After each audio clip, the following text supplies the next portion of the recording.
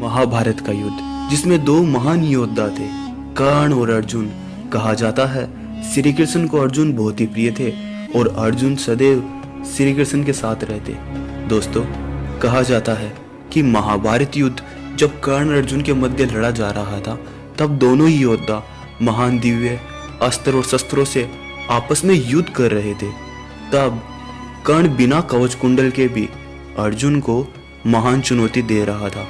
यह देखते हुए अर्जुन श्री कृष्ण से पूछता है, माधव, मैं कर्ण को आसानी से हरा सकता हूँ, किंतु मुझे कर्ण के बाणों में कुछ तेज प्रतीत होता है।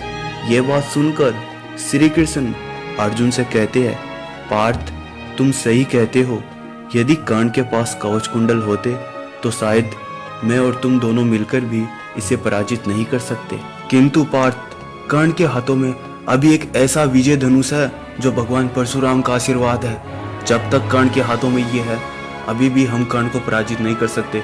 इसीलिए एक व्यू रचना बनाकर हमें कर्ण को पराजित करना होगा। किंतु अर्जुन श्री कृष्ण से कहते हैं, माधव, इसकी कोई आवश्यकता नहीं, मैं कर्ण को आसानी से पराजित कर सकता हूँ।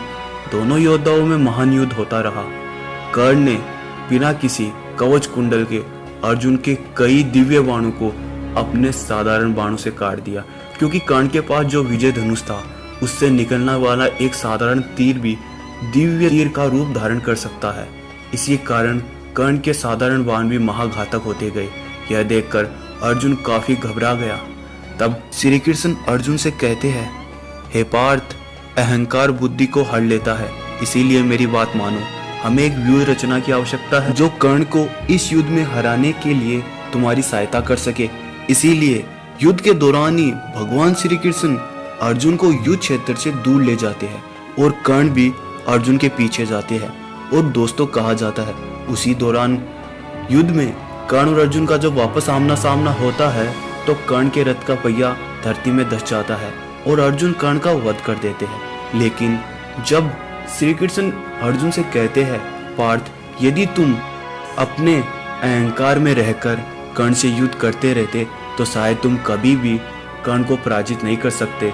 इसीलिए मैंने तुम्हें अपने अहंकार को त्याग कर वास्तविकता और बुद्धि को एक करते हुए युद्ध करने के लिए कहा था, क्योंकि जब तक कर्ण के हाथ में विजय धनुष था, वह पराजित नहीं होता। इसीलिए समय और परिस्थितियों के अनुसार कर्ण का वध करना आवश्यक था और धर्म भी यही कहता है। इसीलिए कर्ण का वध इस तरीके से करना पड़ा।